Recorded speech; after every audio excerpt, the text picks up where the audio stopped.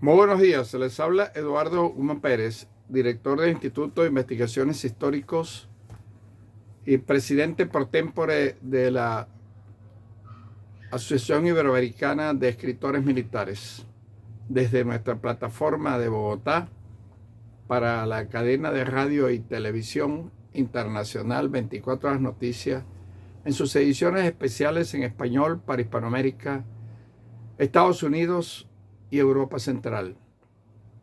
18 de diciembre de 1908, una fecha histórica.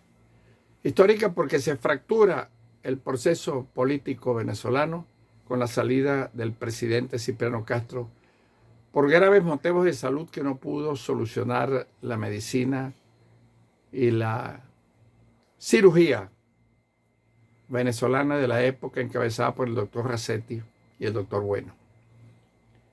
Con ese histórico suceso, 8 años atrás, en 1898, un liberal resentido venido de las filas del Partido Liberal, Cipriano Castro, dejó atrás la Venezuela de la oligarquía liberal y la oligarquía conservadora, donde 3 personajes ocuparon el espacio político venezolano: el libertador Simón Bolívar, en el primer tercio del siglo XIX, los generales José Antonio Páez, que durante 30 años estuvo al frente de la vida política venezolana hasta su entrega al poder, el triunfo de la Federación en 1863 con el Tratado de Coche, y el general Guzmán Blanco, quien por 30 años dominó absolutamente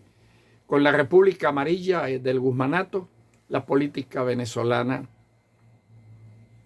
hasta el final del siglo XX, donde ese liberal resentido, Cipriano Castro, de quien el presidente Andrade dijo: ese indiecito no cabe en su pellejo, en 100 días, partiendo el 28 de mayo de 1898, toma Caracas, libró la batalla de Chocuyito.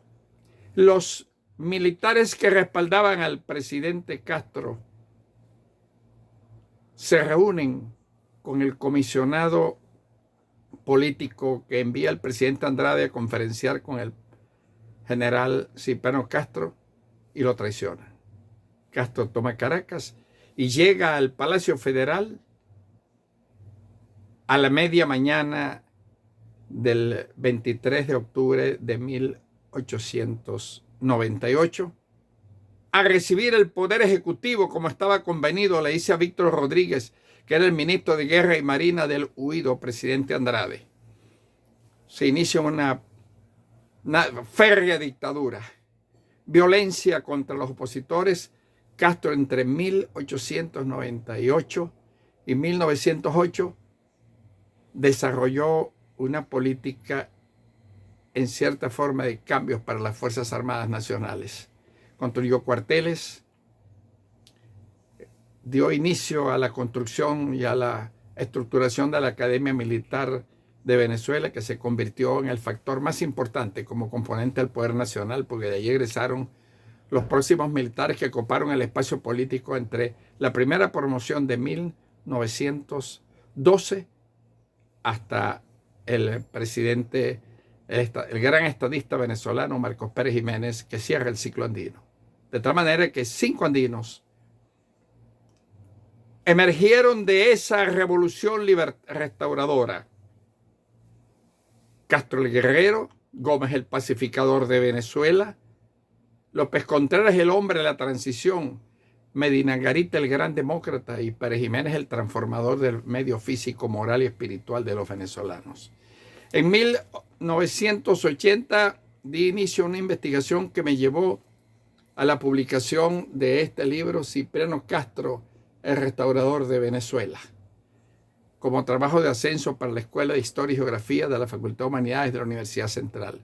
8 años más tarde,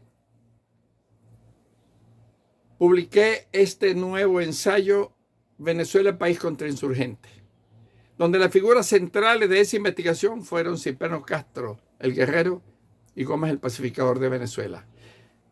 A media mañana del día 18 de diciembre de 1908, luego que el presidente Castro abandona el país y se posesiona como vicepresidente y primer designado de la República, su compadre, el general en jefe, Juan Vicente Gómez,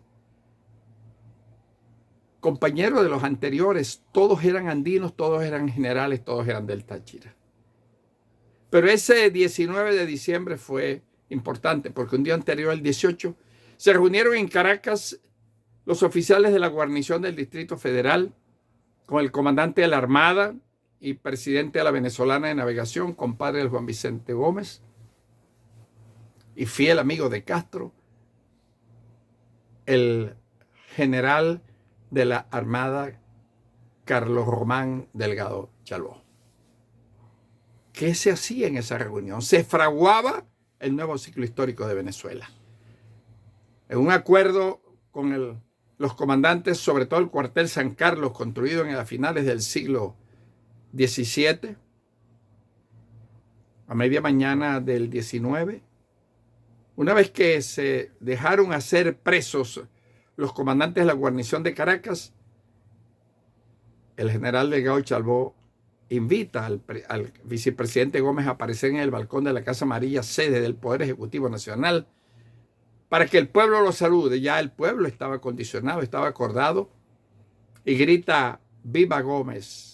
¡Muera Castro! Allí se rompió un ciclo histórico de Venezuela y se instauró una tiranía durante 27 años. 6 reformas constitucionales, la integración territorial del país, Gómez el pacificador de Venezuela, el que se rodea de las luminarias académicas de Venezuela. Con esa gente, con las luces del gomecismo, gobernó Juan Vicente Gómez.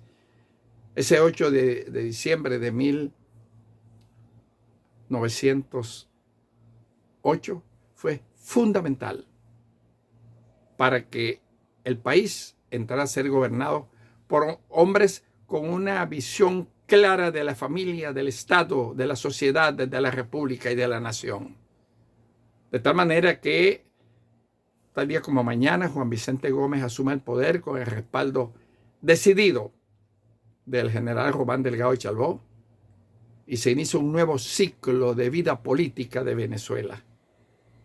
El país se integra territorialmente, que era un país desintegrado vertical, social y horizontal geográfico, con la primera carretera, la Trasandina, inaugurada por el presidente Gómez en 1930 bajo el lema de ¡Viva Gómez y adelante! Así, tras 27 años de dictadura que solamente culmina con la muerte del presidente Gómez, según el 17 de diciembre, cuando muere el Libertador, un día como ayer, se cierra el ciclo andino.